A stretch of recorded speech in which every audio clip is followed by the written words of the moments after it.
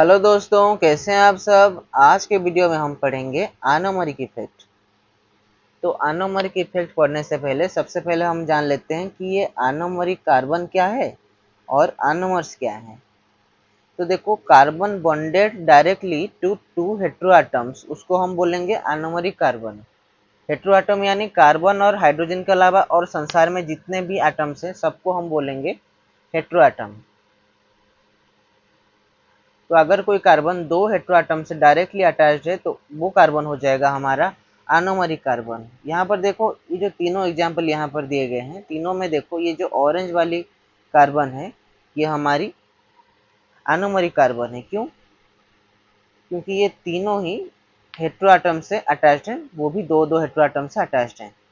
देखो ये वाली कार्बन ये दो हेटेरो एटम से अटैच्ड है, ये भी दो हेटेरो एटम से अटैच्ड है, और ये तीसरी वाली कार्बन भी दो हेटेरो एटम से अटैच्ड है ना।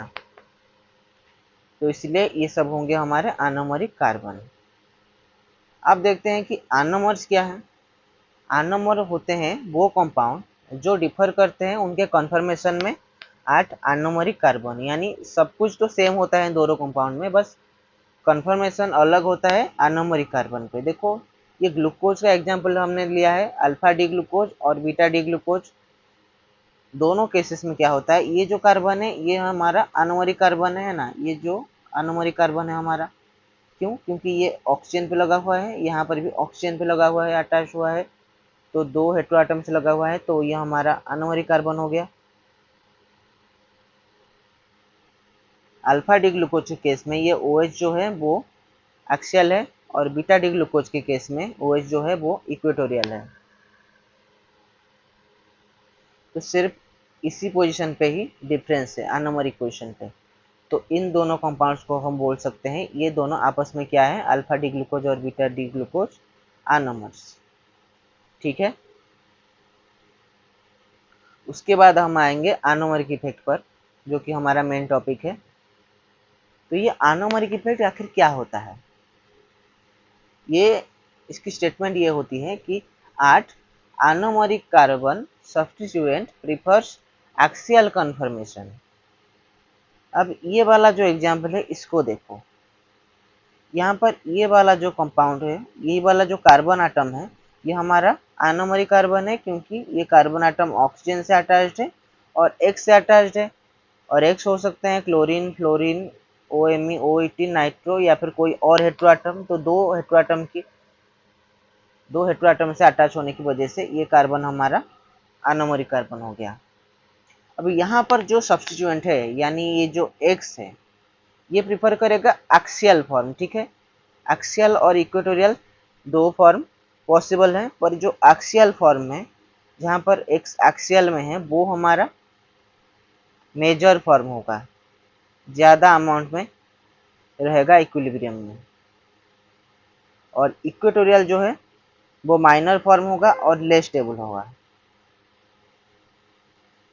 पर जब हम बात करते हैं सब्स्टिट्यूटेड साइक्लोहेक्सेन्स की, तो उनमें हम ये देखते हैं कि जनरली हमारा इक्वेटोरियल फॉर्म जो है वो ज़्यादा स्टेबल होता है और एक्सियल फॉर्म कम स्टेबल होता है। और ऐसा क्यों होता है, हम इसके लिए ये आर्ग्यूमेंट देते हैं कि ये जो एक्सियल फॉर्म है वो 1,3 डाइएक्सियल इंटरेक्शन फेस करता है हाइड्रोजन से।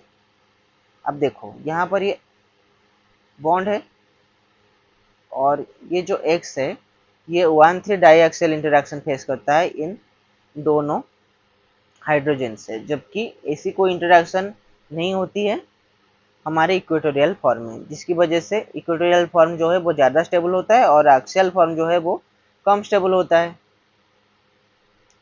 पर जब हेटेरोसाइकल्स की बात होती है जिनमें आनोमरिक इफेक्ट हमारा पाया जाता है, आनोमरिक कार्बन मौजूद होता है, क्योंकि साइक्लोहेक्सेन के केस में तो कोई आनोमरिक कार्बन का सवाल नहीं उठता है ना, क्योंकि कोई भी ऐसा कार्बन है नहीं जो कि दो हेटेरो एटम से अटैच्ड हो।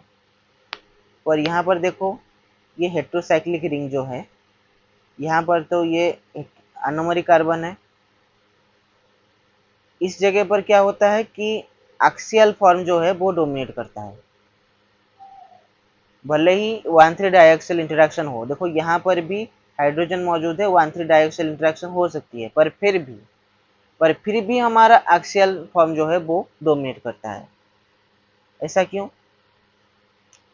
चलो इसको हम समझते हैं।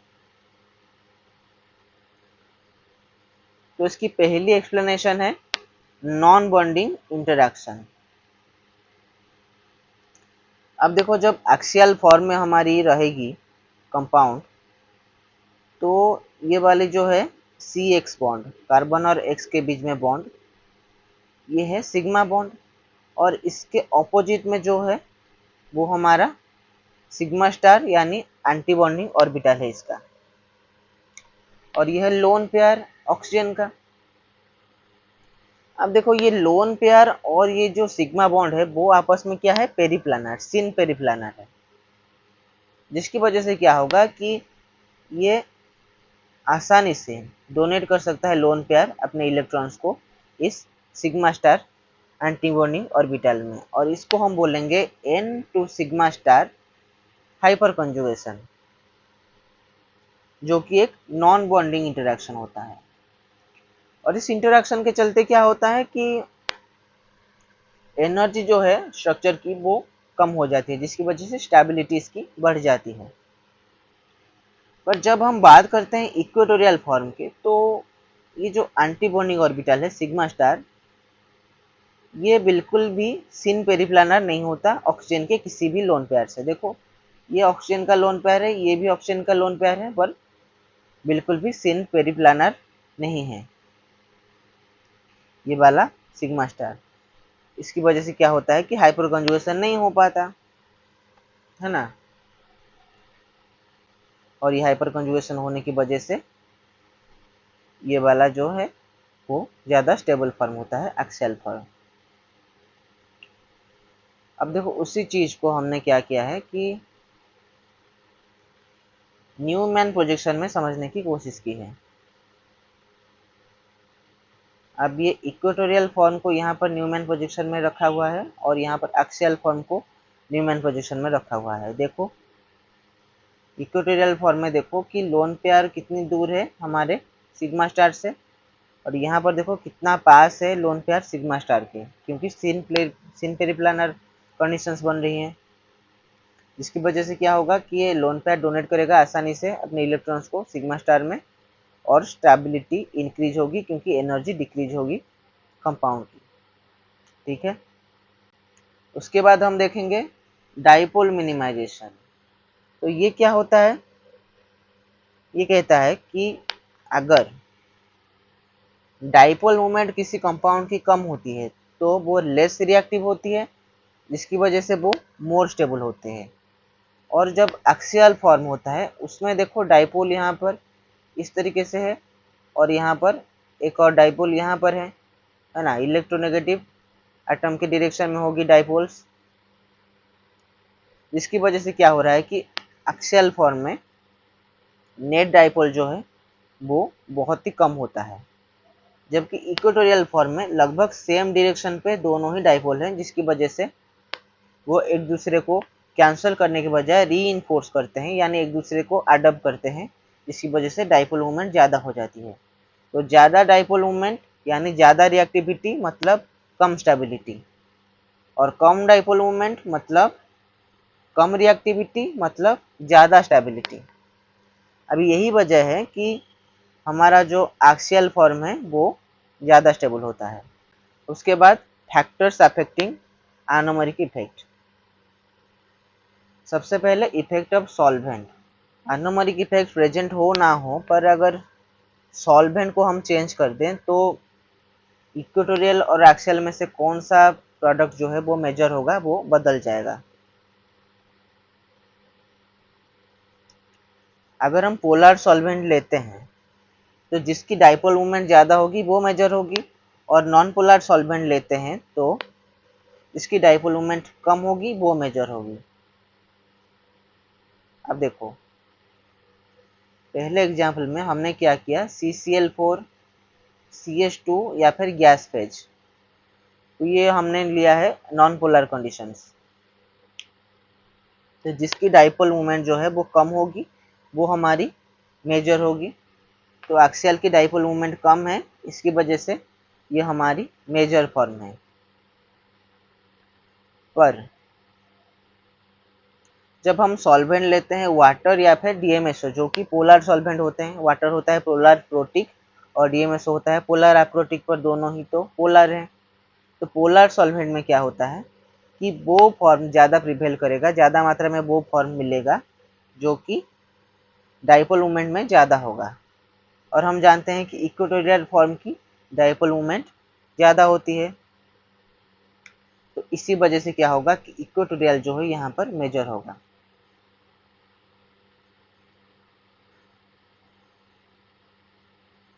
तो अब देखो, preference for axial form is inversely proportional to polarity of solvent. मतलब ये है कि सॉल्वेंट की पोलरिटी जितनी कम होगी, एक्सियल फॉर्म में रहने के चांसेस उतने ही ज़्यादा होंगे। मतलब ये कि अगर पोलर सॉल्वेंट है, ठीक है, पोलर सॉल्वेंट है तो उनमें हमारा डोमिनेट करेगा इक्वेटोरियल फॉर्म। और अगर नॉन पोलर सॉल्वेंट है या फिर गैस फेज है, गैसियस मॉलिक्यूल है, तो उस केस में हमारा एक्सियल फॉर्म जो है वो होगा डोमिनेंट फॉर्म। ठीक है, उसके बाद इफेक्ट ऑफ सब्स्टिट्यूएंट्स।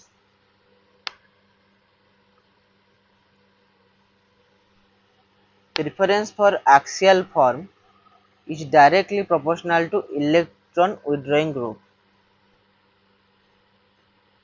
अब देखो, यहाँ पर पहले वाले में फ्लोरीन लगी हुई है, दूसरे में OH और तीसरे में CH3। और इन तीनों में क्या है, फ्लोरीन जो है सबसे ज़्यादा इलेक्ट्रोनेगेटिव है, तो इसके केस में सबसे ज़्यादा होगी आनोमरिक इफेक्ट, उसके बाद OH के केस में, और सबसे कम होगी CH3 के केस में। तो जितनी ज़्यादा होगी हमारी इलेक्ट्रोनेगेटिविटी, आनोमरिक इफेक्ट उतनी ही ज़्यादा बढ़ेगी। तो वजह क्या है, electron withdrawing groups makes antibonding orbital more favourable to accept electrons. ठीक है, तो जो एंटी बॉन्डिंग ऑर्बिटल जो है वो फ्लोरीन के केस में जो होगा, इलेक्ट्रोनेगेटिविटी की वजह से वो ज़्यादा आसानी से इलेक्ट्रॉन्स एक्सेप्ट कर सकता है। तो ऑर्डर ऑफ एनोमरिक इफेक्ट क्या होगा, सबसे ज़्यादा होगा फ्लोरीन, फिर chlorine, bromine, iodine, PHCOO, OMe, OET, OR, SR, SH, OH, NH2। यहाँ पर है इलेक्ट्रोनेगेटिव ग्रुप्स, यहाँ पर है लेस इलेक्ट्रोनेगेटिव ग्रुप्स। ठीक है, यहाँ पर है मोर इलेक्ट्रोनेगेटिव ग्रुप्स और यहाँ पर है लेस इलेक्ट्रोनेगेटिव ग्रुप्स। तो जितनी ज़्यादा होगी इलेक्ट्रोनेगेटिविटी सब्स्टिट्यूएंट की, इलेक्ट्रोनेगेटिविटी ऑफ सब्स्टिट्यूएंट,